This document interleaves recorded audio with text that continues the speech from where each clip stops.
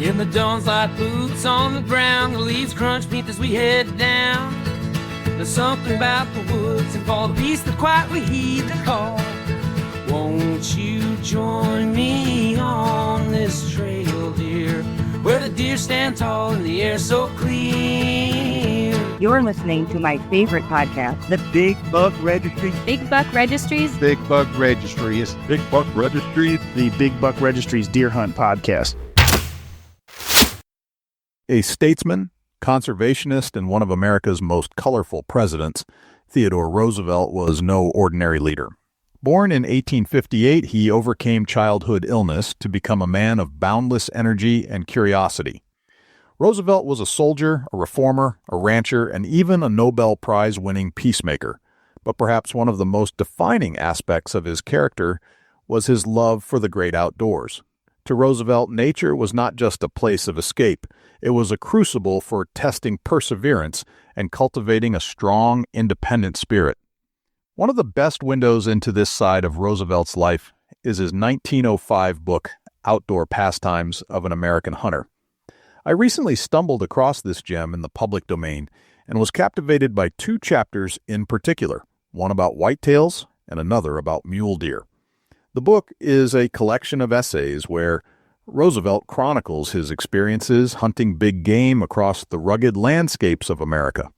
But it's far more than just a hunting manual. It's a celebration of the wilderness and a powerful call to protect it. Through thrilling stories of encounters with grizzly bears and elk, Roosevelt shares vivid descriptions that transport you into the heart of the American wilderness. He showcases not just the excitement of the hunt, but also his deep respect for the land and its creatures.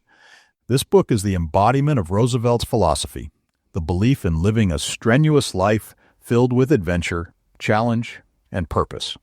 It's also a cornerstone of his legacy as one of the earliest champions of conservation in the United States, inspiring the creation of national parks and wildlife preserves. Now, imagine combining this classic work with a bit of modern artificial intelligence. What if we could bring Roosevelt back, not just through his words, but as a virtual avatar we could interview? Well, I decided to do exactly that. So please enjoy my interview with the 26th President of the United States, Theodore Roosevelt. Ladies and gentlemen, fellow hunters, welcome to another episode of the Big Buck Registry's Deer Hunt Podcast. I'm your host, Jay Scott Ammann, and today we have a truly extraordinary guest, someone who's as much a legend as the whitetail deer itself. He's an adventurer, a conservationist, a former president of the United States, and one of the greatest champions of the wilderness we've ever known. Mr. President, welcome to the Big Buck Registry's Deer Hunt Podcast. How are you, sir? Bully, I say. Jay, it's an absolute honor to be here on the Big Buck Registry's Deer Hunt Podcast. Thank you, Mr. President, and it's an absolute pleasure to have you on the show. Hard to believe, really. I've got a lot of questions for you. Thank you, Jay, and the pleasure is mine. You know that there's nothing quite like talking to fellow enthusiasts of the hunt. Your name is synonymous with conservation, hunting, and the great outdoors. I can't wait to dive into it. Let's talk whitetail first, then we'll get into the muleys. Perfect, Jay. I must commend you for shining a light on one of the finest creatures to walk this earth, the white-tailed deer. I've spent countless days pursuing those cunning, beautiful animals, and I can tell you the joy of the hunt never fades. The whitetail is a creature of remarkable adaptability, grace, and mystery. It has outlasted the march of civilization itself, thriving in places where man could scarcely follow. The white-tailed deer has been a part of my life for many years, whether I was chasing them through the cottonwood groves of Dakota, stalking them in the shadowy woods of the Adirondacks, or riding after them in the Louisiana swamps. Every hunt, every chase taught me something new, not just about the deer, but about myself and the land we both call home. So tell me, Jay, where shall we begin? Shall we talk about the land that shapes the whitetail, the thrill of the chase, or perhaps a tale or two from my own days afield? Let's start at the beginning. In your book, you've called the white-tailed deer the most enduring and adaptable big game animal in America. What is it about the whitetail that has earned your respect above all others? Jay, the white-tailed deer is, in my mind, a symbol of America's wild heart. It has endured where other creatures fell before the tide of man. The bison and elk were pushed to the mountains and plains' farthest reaches, but the whitetail stayed. It hid in the thick woods, the shadowy swamps, and the river bottoms where the plow could not cut and the axe could not swing. And what is most remarkable about the whitetail, Jay, is its adaptability. It is a creature of infinite resourcefulness. From the frozen forests of New England to the bayous of Louisiana, the whitetail has made itself at home. In the north, where the winters are long and the snow lies deep, the deer yard up, beating narrow trails through the drifts, staying close to the hardwoods for food.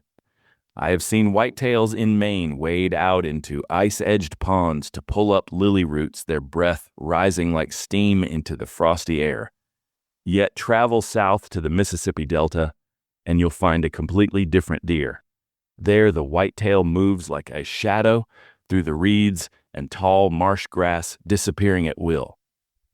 I recall my friend John McElhenney telling me how the rut begins in midsummer in Louisiana, months before the deer up north even think of sparring. The fawns are dropped in February rather than May or June, as they are in the Adirondacks. So the whitetail truly changes depending on where it lives? Precisely, Jay. Even their appearance shifts. In the deep south, they are often smaller, their coats darker and sleeker, a reflection of the mild climate. But in the forests of New England or the highlands of the Alleghenies, the deer grow larger-bodied, with thick coats to endure the cold. It is the same species, and yet it molds itself to the land. You've written that the whitetail has held its ground better than any other big game. Why is that? Because the whitetail is a creature of cover. It lives in the places man passes by, those dense, tangled thickets and deep-bottom swamps that civilization flows around like water around a rock. I have watched the bison disappear from the plains, driven into oblivion by men with rifles. The elk, too, retreated to the mountains where they could find shelter in the high forests. But the whitetail stayed, hidden in plain sight. I remember a time, riding through the cottonwood bottoms of the Little Missouri, when it struck me just how clever the deer were. You could ride for hours without seeing so much as a flicker of movement, and then suddenly a buck would bound up from under your very nose and vanish into the brush as though the earth had swallowed him whole. It is this ability to hide, to survive where no other creature could, that has made the whitetail the most plentiful of our big game. You even mentioned whitetail showing up in unexpected places like Rhode Island. Tell me more. Yes, it sounds extraordinary, doesn't it? But it is true. My friend C. Grant Lafarge told me about seeing whitetail in wild parts of Rhode Island. Can you imagine it? Even in that little densely populated state where the forests are hemmed in by farms and villages, the deer have returned. It is a testament to their adaptability and to the power of protection. New England, too, saw its deer vanish in the years of unchecked hunting, but game laws and careful stewardship have brought them back. Vermont, New Hampshire, and even Cape Cod now have thriving whitetail populations. Just a generation ago, the forests were silent, and today the deer are plentiful again. You've spoken of the Little Missouri and the challenges of hunting deer there. Can you tell us more about the land itself? The Little Missouri is a land of contrast, Jay. Picture it, a narrow river winding through wide alluvial bottoms filled with cottonwoods, box elders, and tangled brush. These river bottoms are like islands of green, bordered on either side by the bare, broken hills of the Badlands, dry, rugged country where the mule-deer and bighorn make their homes. The white-tailed deer live only in the bottoms, where the cover is thickest.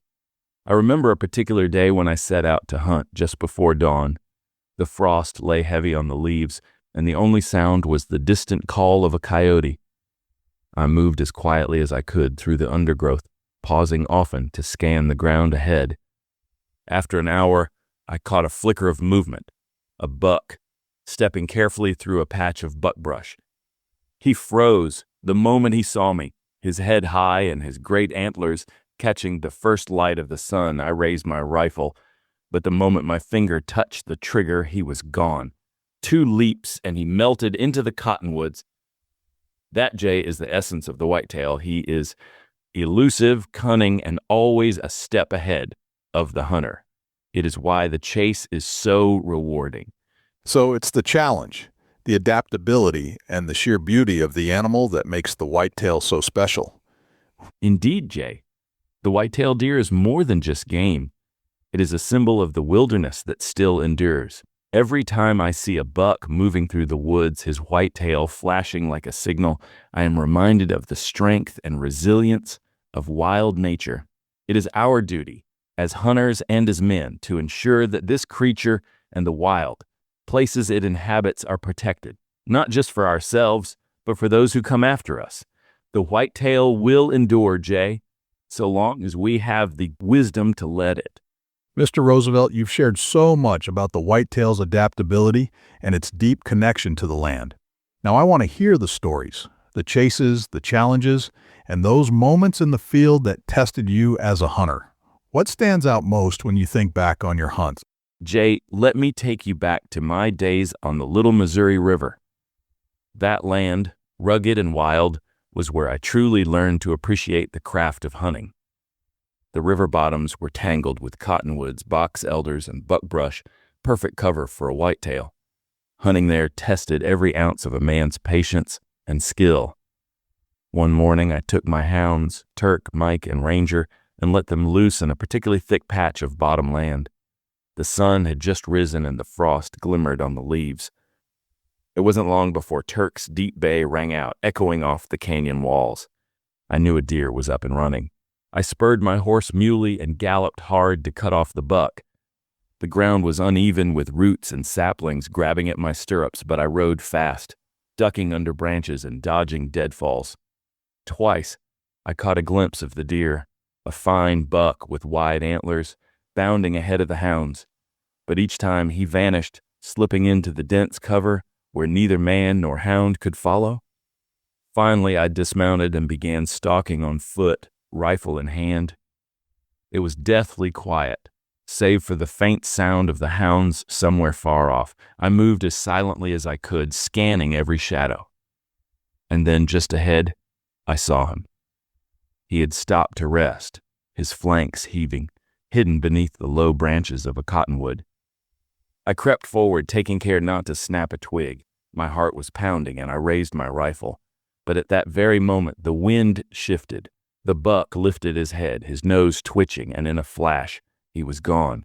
2 bounds, and he melted into the shadows as though the earth itself had swallowed him. That hunt stayed with me, Jay.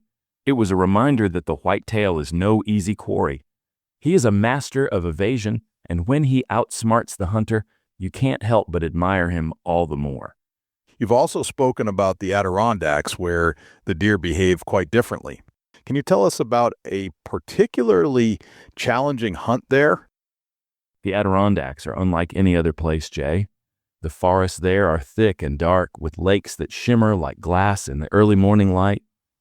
One September, I found myself camped on the shore of a small pond, surrounded by maple and birch, turning gold with the season. My guide, Hank Martin, had seen a big buck feeding on the pond's edge at dusk. He suggested we try to still hunt him at daybreak. Now, still hunting in the Adirondacks is a test of absolute patience and silence. Every step must be deliberate, every movement measured. We started at dawn, moving slowly through the forest, the mist rising off the water like smoke. I remember the sound of my boots pressing into the fallen leaves, trying to step only where the ground was soft. After an hour of stalking, Hank touched my arm and pointed. There, across the pond, stood the buck, knee-deep in the water, his antlers silhouetted against the pale sky. He was feeding on the lilies, dipping his head into the water and pulling up roots.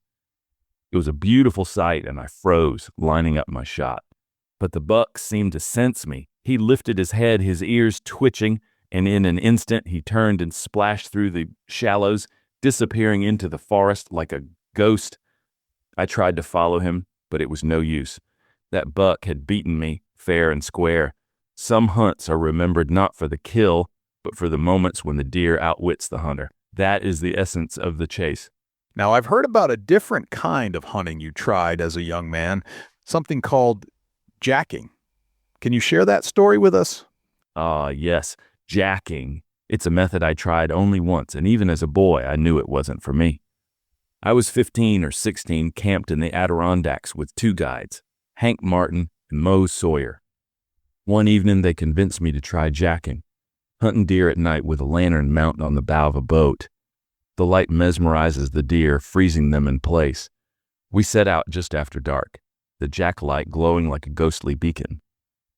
The boat drifted silently through the black water, the paddle barely making a sound. The woods were utterly still, the stars reflecting on the surface of the lake. I sat hunched behind the light, holding my shotgun, my heart pounding with excitement. After what felt like hours, Mose stopped paddling. I looked up, and there, in the beam of the jack light, stood a young buck. He was no more than 10 yards away, staring straight at us, his eyes wide and unblinking. I raised my gun, fired, and the buck fell where he stood. But as we paddled over to retrieve him, I felt no triumph. There had been no chase, no test of skill, and just a creature caught unawares, drawn in by a light it could not comprehend. That night, sitting by the campfire, I realized that hunting must be fair. The thrill lies in the challenge, in matching your wits and skill against the animal. Jacking may have filled the larder, but it left me empty. I never did it again, Jay, and I've spoken against it ever since. You've talked about the Little Missouri and the Adirondacks, but you also hunted whitetail in the swamps of Louisiana. Louisiana's swamps are a world unto themselves. The air is heavy with mist, and the marshes are filled with bayous and tall reeds. There, the whitetail moves like a phantom, slipping through the grass without a sound. I hunt with my friend John McElhenney, using hounds to drive the deer. Picture this: you're riding a horse through a maze of marsh and timber, listening to the hounds baying far off. The deer breaks cover suddenly, bounding through the reeds, water flying around him in great arcs. You spur your horse to cut him off, then dismount and take your shot. One buck we chased gave us a run I'll never forget. He led the hounds through the thickest part of the swamp, doubling back so often that we lost track of him. Finally, just as I thought the chase was over, he broke from the reeds no more than 50 yards ahead. I jumped from my horse, leveled my rifle, and fired. When I retrieved him, he was a magnificent creature, dark-coated and battle-scarred, a true king of the swamps. That hunt tested both man and beast, and it remains one of my fondest memories. Mr. Roosevelt, these stories are incredible. Whether in the river bottoms of Dakota, the Adirondack forests, or the Louisiana swamps, it's clear that hunting whitetail is never easy, and that's exactly what makes it so rewarding. Exactly, Jay. The joy lies in the challenge, in the chase itself. A true hunter does not seek the easiest path, but the most honorable one. And the white-tailed deer, in all its cunning and beauty, is a worthy adversary. Mr. Roosevelt, your hunting adventures are filled with challenge, respect, and skill. But you've always been vocal about the ethics of hunting, what you call fair chase. Tell us, what does that mean to you? Jay, fair chase is the very heart of true hunting. It means giving the game a fighting chance, a chance to use its instincts, its cunning, and its speed to evade the hunter.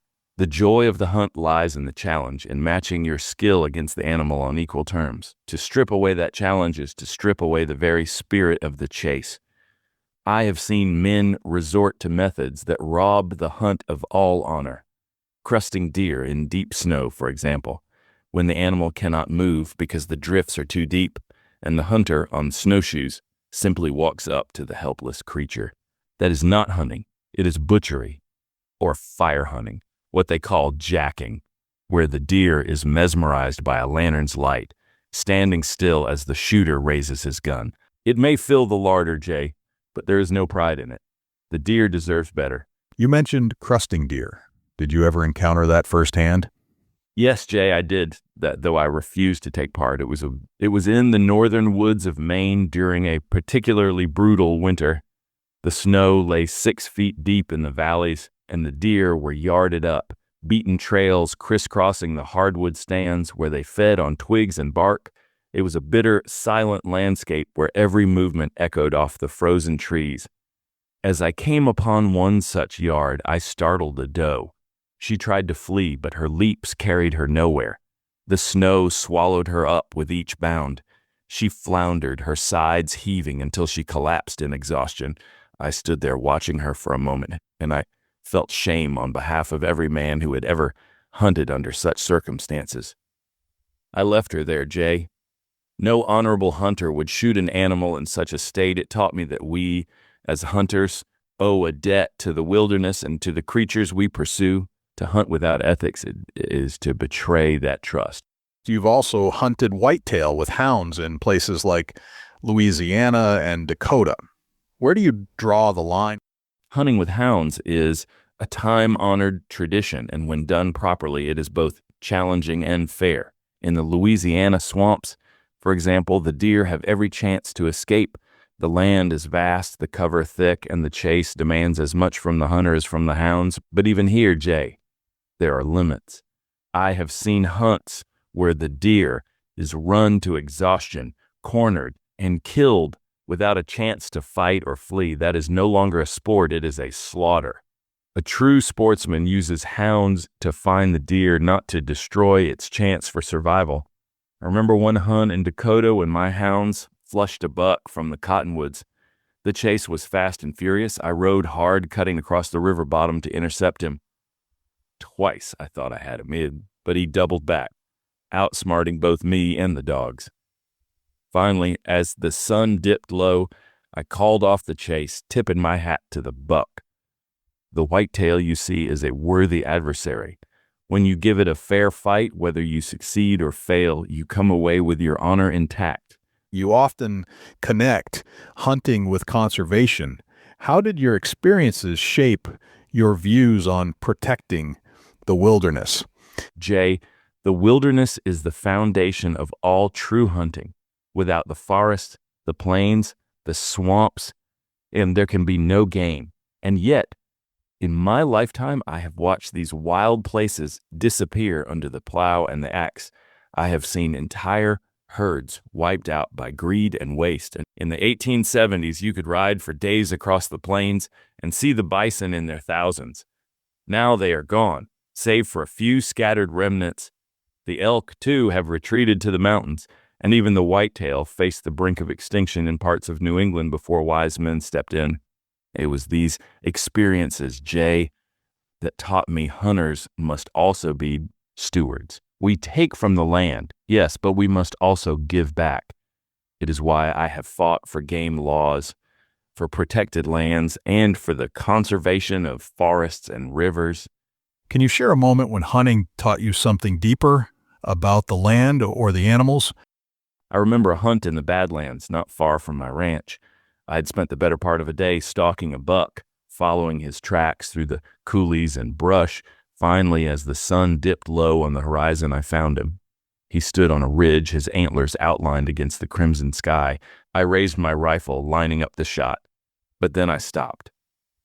Something about the scene struck me. The silence of the land, the beauty of the animal, the sheer wildness of it all. I lowered my rifle, and the buck stood there for a moment as if he knew I had spared him. Then he turned and vanished into the brush. That day I learned that the wilderness gives us far more than we take from it. Sometimes the memory of a hunt, of a chase left unfinished, is worth more than any trophy. Mr. Roosevelt, it's clear that for you, hunting is not just about the harvest. It's about respect for the animals, the land, and the hunt itself. Exactly, Jay. The true hunter is a man of ethics and honor. He hunts not for the sake of killing, but for the challenge, the connection to the wild, and the lessons the land teaches him. If we are to call ourselves hunters, then we must also be protectors. We must fight to preserve the forests, the plains, and the swamps, so that the deer may continue to roam, and our children may know the same joy of the chase that we have known. Mr. Roosevelt, your stories about the whitetail and your adventures in the field are extraordinary, but I sense that hunting for you was more than just the chase. It was about connecting with something deeper. Jay, the wilderness is where a man can find himself. It is a place of solitude, of challenge, and of peace. When you step into the forest or onto the plains, you leave behind the noise and demands of civilization.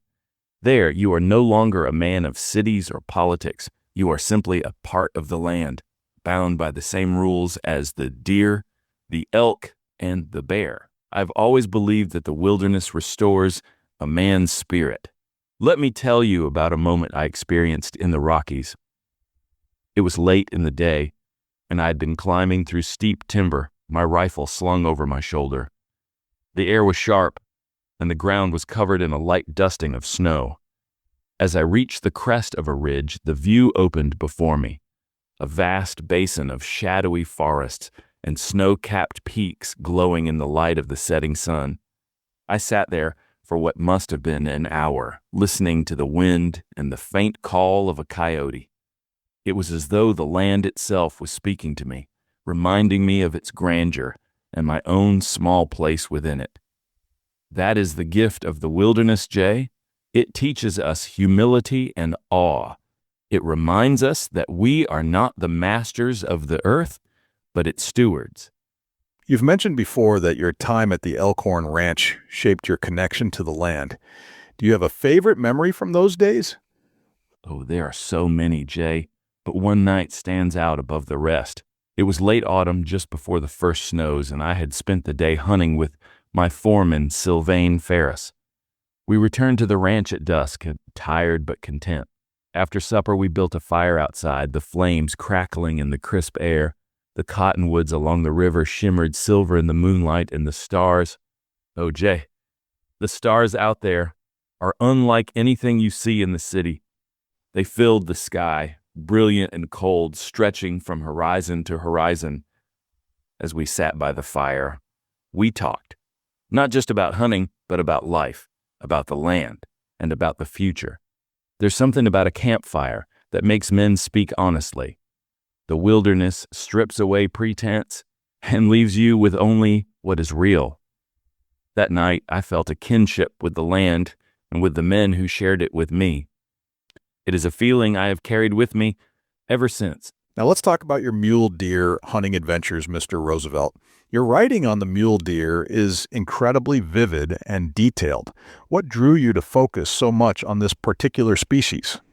Jay, the mule deer, a most splendid creature, truly emblematic of the American West. I spent many years exploring its haunts in the Rockies and the Badlands, its striking bounding gait, its massive antlers, and its penchant for rugged terrains make it a symbol of resilience.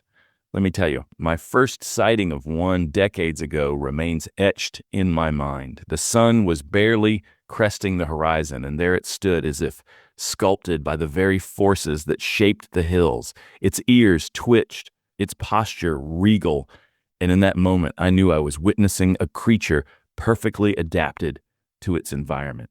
You mentioned its bounding gait as being so distinctive. It's like watching a four-legged spring in motion. Picture this, a mule deer startled by your approach, leaping away, not with the panicked gallop of a whitetail, but with measured, almost theatrical bounds. All four legs move in unison, carrying the animal gracefully up and down hills. I remember one buck I startled in the Badlands. It leapt over a ravine with such elegance that I paused, rifle in hand, just to admire its sheer athleticism. But more than just its aesthetic beauty, this gait reflects its ability to navigate the rugged terrain it calls home. It's a skill honed by generations surviving in the wild. One time in Colorado, I followed a buck that effortlessly bounded across rocky outcrops while I struggled to keep up, slipping on loose gravel. Watching it disappear into the distance, I thought to myself, this animal is perfectly adapted to its environment. It was humbling and inspiring. Do you have any specific encounters with mule deer that stand out as particularly memorable? Oh, indeed, Jay. One evening in the Little Missouri Badlands comes to mind. The sun was setting, casting golden hues across the landscape when I spotted a solitary buck silhouetted against the horizon. He was perfectly still, his antlers catching the last rays of daylight. It was as if he was carved from the very rocks he stood upon. I spent hours crawling through the brush, watching the wind, ensuring every step was silent.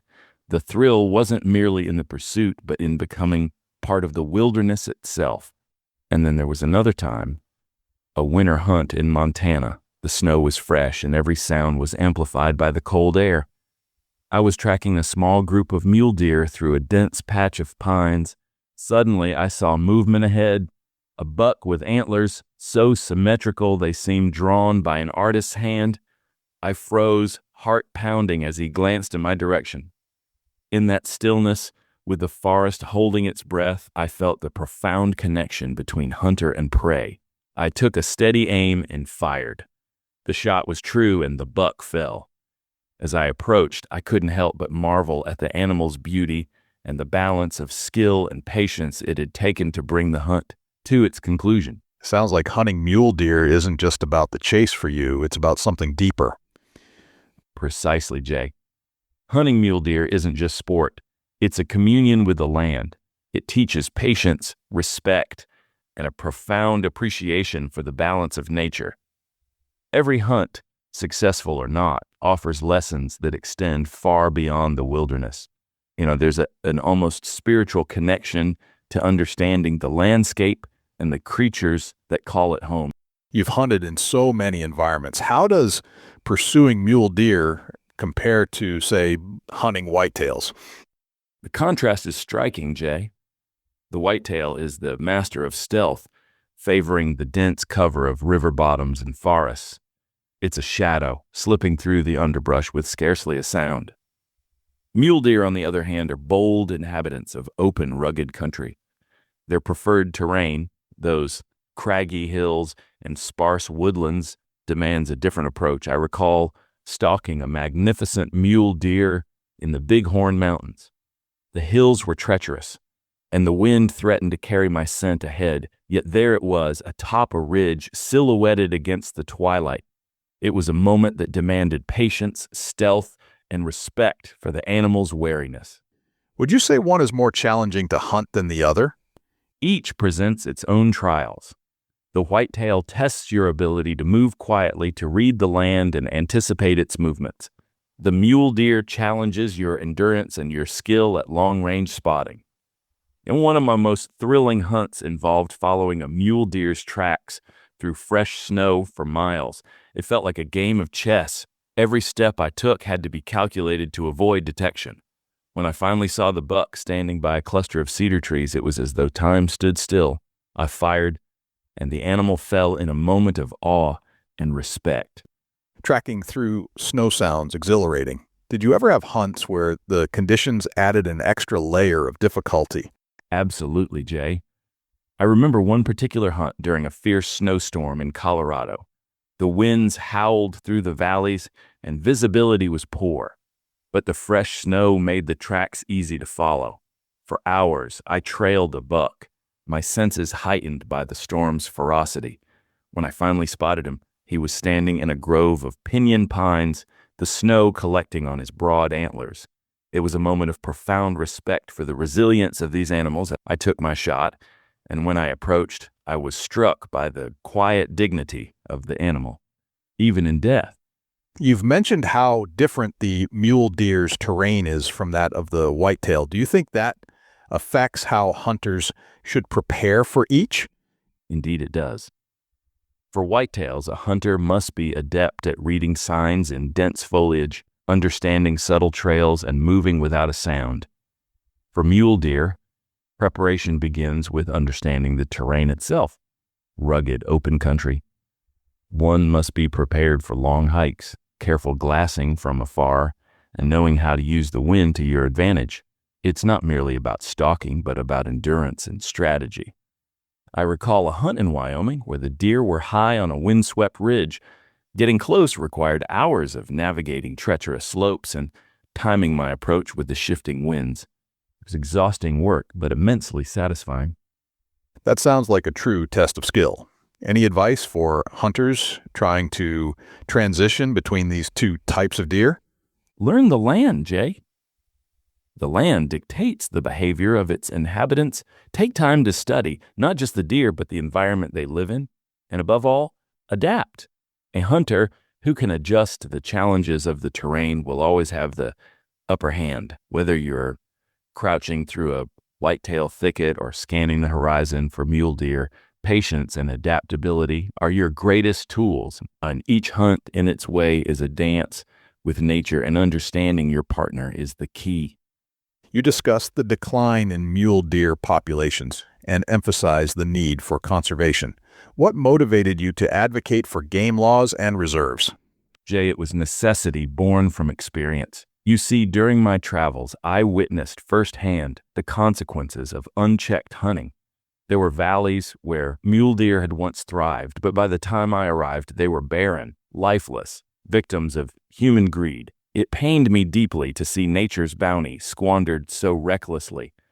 That's when I realized that without protective measures, these magnificent creatures would vanish. Can you share an example that really drove this point home for you? One instance comes to mind from my time in the Dakota Badlands.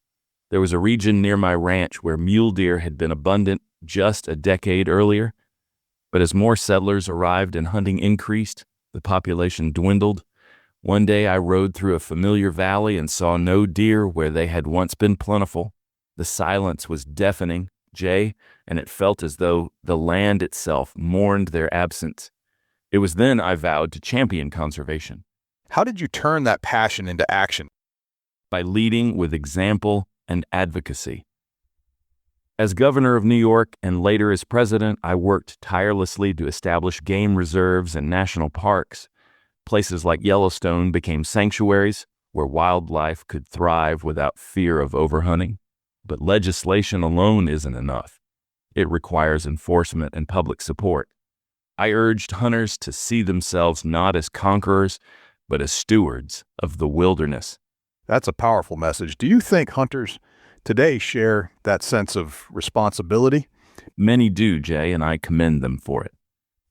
Ethical hunting is rooted in respect for the animal, the land, and future generations.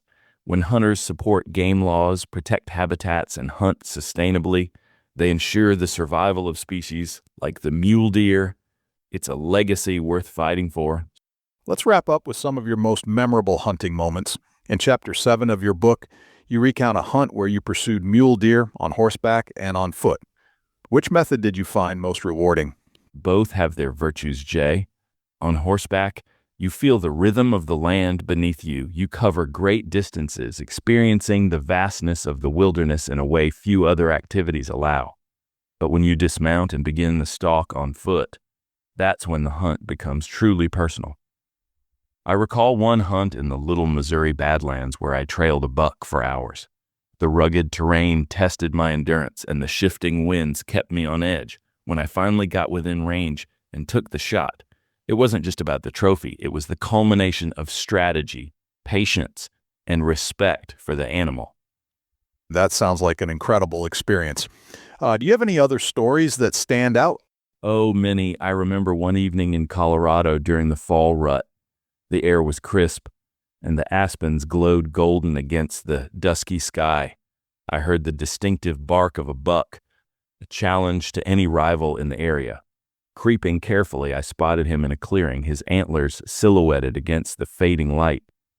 The encounter was brief. He bounded off before I could line up a shot, but it left me in awe.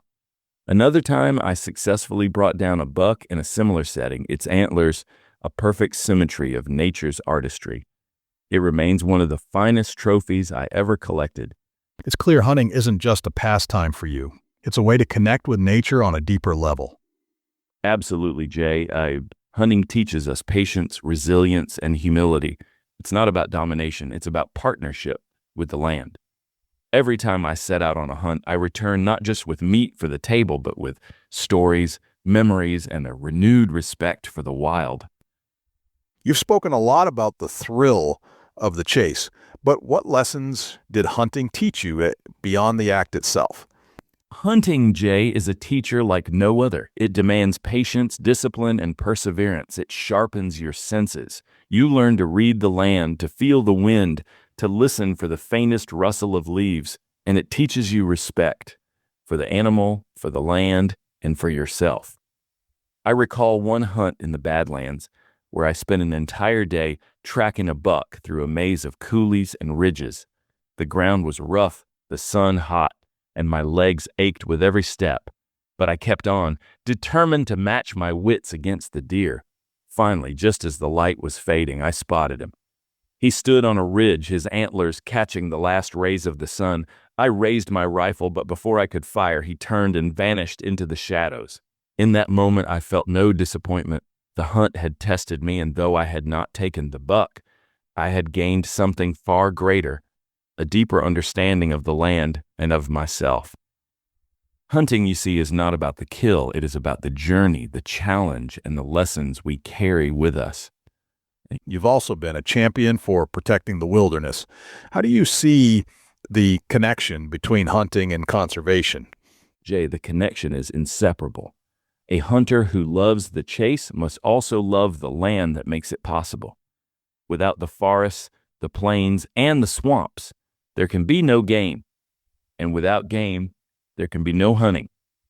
I have seen firsthand what happens when we fail to protect the wild. I have ridden through valleys where the forests were felled, where the streams ran dry, and where the silence was broken only by the wind. The animals that once thrived there were gone, and with them, a part of the land's soul. It is why I have fought so hard for conservation. We must preserve these wild places, not just for ourselves, but for the generations that will follow.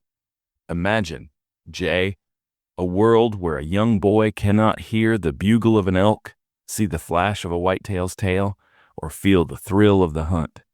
That is a world I refuse to accept. If you could leave one message for future hunters, what would it be? I would tell them this: hunt with honor, respect the land and the creatures that inhabit it. Remember that we are but guests in the wilderness, and our duty is to protect it for those who come after us. When I think of my children and their children, I want them to walk the same trails, breathe the same crisp air, and hear the same sounds of the wild that I have known. That is the legacy we must leave behind, a world where the wilderness endures, and with it, the spirit of the hunt. Mr. President, I can't thank you enough for joining us today. This has been one of the most fascinating conversations I've ever had. Your stories, your insights, and your passion for the wilderness and hunting are truly inspiring. The pleasure has been entirely mine. It is always a joy to speak with fellow lovers of the chase and the outdoors. There's something timeless about these conversations, about sharing the thrill of the hunt and our shared responsibility to protect the wild places where it all unfolds. I know I speak for all of us when I say we're grateful for the work you did to preserve the wild places we still enjoy today. Thank you, Jay. I've always believed that a man's actions should be judged not by what they do for himself, but by what they leave for those who come after. If my efforts have helped protect the wilderness for future generations, then I consider that the finest achievement of my life. And I must say, this has been a splendid time. You've been a gracious host, Jay, and your enthusiasm for the outdoors is contagious. It does my heart good to see the spirit of the hunt alive and well. Thank you, Mr. President.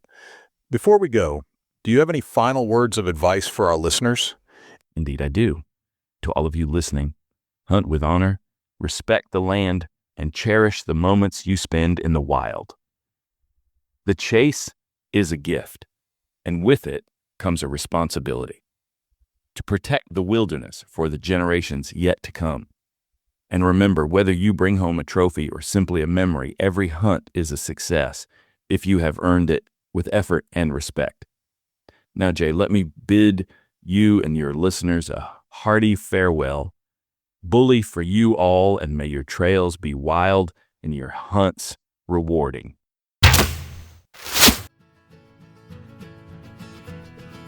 As we wrap up today's episode, we've journeyed through the rugged landscapes of Theodore Roosevelt's life, his thrilling hunts, his deep respect for the wilderness, and his unwavering commitment to preserving America's natural treasures.